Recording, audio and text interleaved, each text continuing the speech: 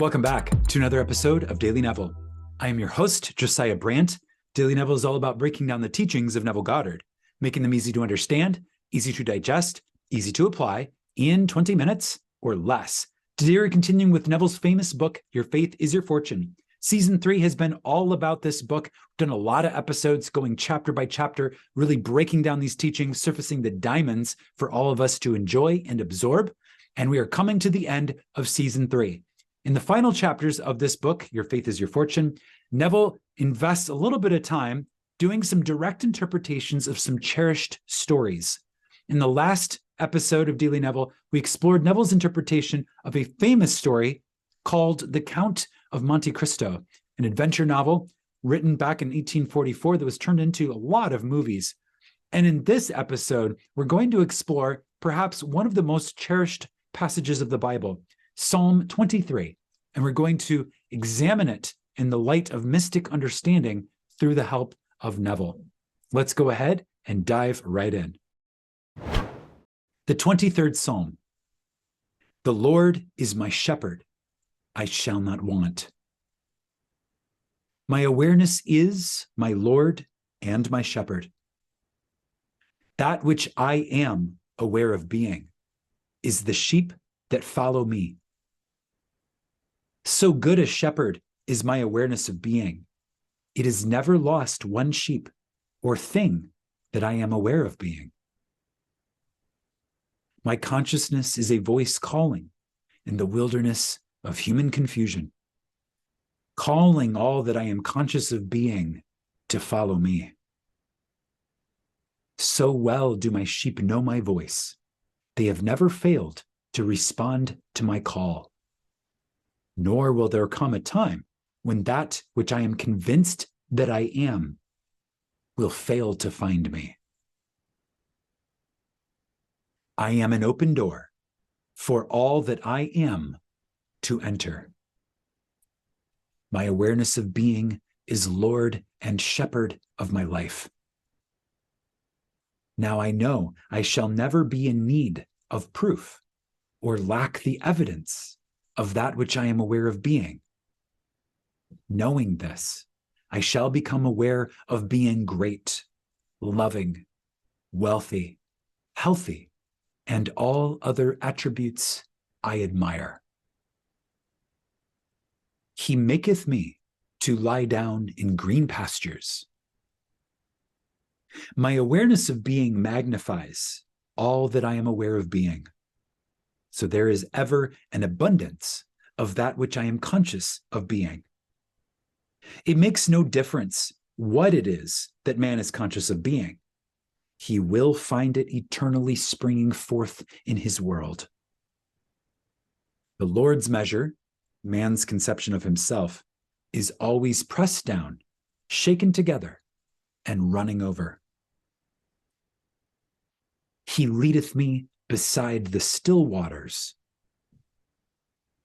There is no need to fight for that which I am conscious of being, for all that I am conscious of being shall be led to me as effortlessly as a shepherd leads his flock to the still waters of a quiet spring. He restoreth my soul. He leadeth me in the paths of righteousness for his name's sake. Now that my memory is restored, so that I know I am the Lord, and beside me there is no God, my kingdom is restored. My kingdom, which became dismembered in the day I believed in powers apart from myself, is now fully restored. Now that I know my awareness of being is God, I shall make the right use of this knowledge by becoming aware of being that which I desire to be. Yea, though I walk through the valley of the shadow of death, I will fear no evil, for thou art with me. Thy rod and thy staff, they comfort me. Yes, though I walk through all the confusion and changing opinions of men, I will fear no evil, for I have found consciousness to be that which makes the confusion.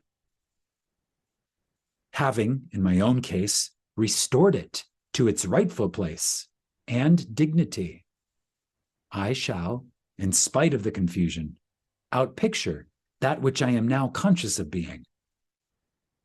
And the very confusion will echo and reflect my own dignity. Thou preparest a table before me in the presence of mine enemies. Thou anointest my head with oil. My cup runneth over. In the face of seeming opposition and conflict, I shall succeed, for I will continue to outpicture the abundance that I am now conscious of being. My head, which is my consciousness, will continue to overflow with the joy of being God. Surely goodness and mercy shall follow me all of the days of my life, and I will dwell in the house of the Lord forever. Because I am now conscious of being good and merciful, signs of goodness and mercy are compelled to follow me all of the days of my life. And I will continue to dwell in the house or the consciousness of being God, good, forever.